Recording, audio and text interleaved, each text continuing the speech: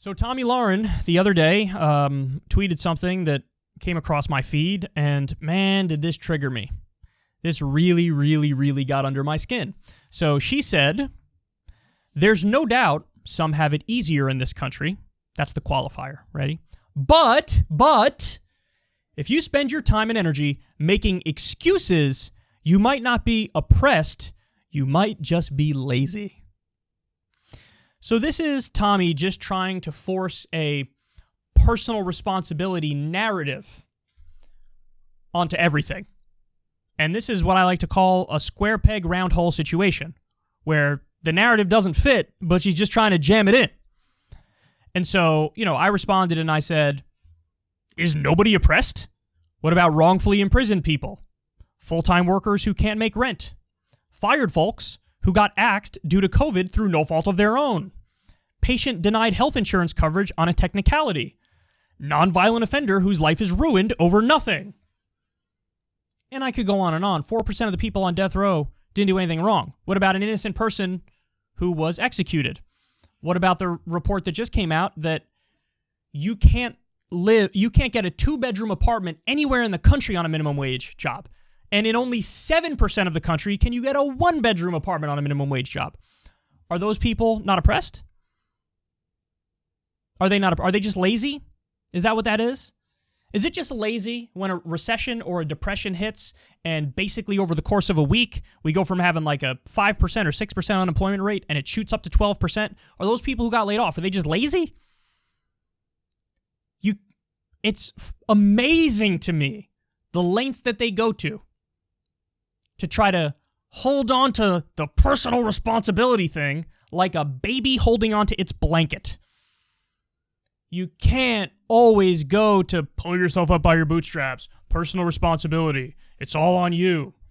Because there are plenty of people who follow the rules and do everything exactly right, never hurt a fly in their entire lives, and they're still screwed by the system. Sometimes the system is the problem. The system is the problem.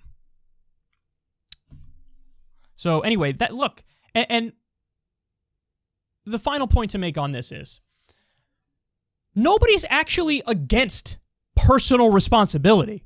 Nobody. I've never talked to anybody who was like, fuck personal responsibility, bro.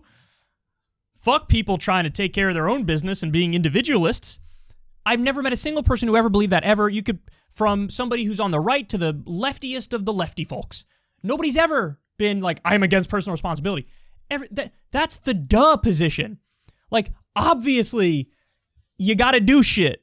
At some point, you got to get a job, or you got to start your own business, or you got to go out there in the real world. You got to pay your bills. It's not a thing that anybody's like, actually, I don't want to do any of that, and give me the Cheetos and the cookie dough ice cream, and I'm just going to sit on the couch for the rest of my life and rot away. Nobody does that. Even the laziest people, they want to do that for like half the week. And then the other half the week, they want to go do, something interesting or entertaining or fun or productive that makes them feel good.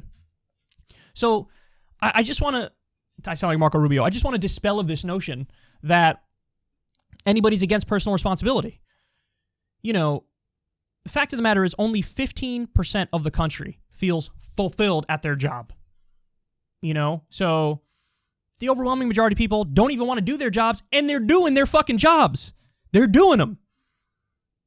And so to call people lazy or say they don't have personal responsibility, oh, you're not oppressed, it's just, ironically, it's intellectually lazy. Everybody is in favor of one extent or another, to one degree or another, personal responsibility. The question that we're having when it comes to politics is, what things should be off the table? What are the things from the collective perspective that we should do? Should we have, obviously, we should have taxpayer-funded roads and bridges and cops. That's an obvious thing. We should have health care, so when you get sick, you get help and you're okay.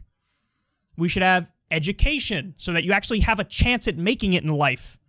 Child care. So that's the purpose of politics, is to figure out what should we do as a collective. What should be off the table. That's the whole purpose of politics. That's the whole point of politics. And she makes it seem like anybody who ever says anything about being oppressed is just lazy. And it's all on them. Well, there you have it, guys. See, this is what the conservative mindset offers you. This. Everything needs to be viewed from the individual perspective, from the personal perspective. Anything, if you're not doing well, it's just a personal moral failing on your part. That's it. You can never point at a system. You can never point at society. Sometimes people do have issues that are personal, but a lot of times they're not. A lot of times it's macroeconomic things or government policy or whatever, and denies all that, swats it aside, and says if you're oppressed, you might just be lazy. Well, there you go. There's the level of commentary you get from this airhead.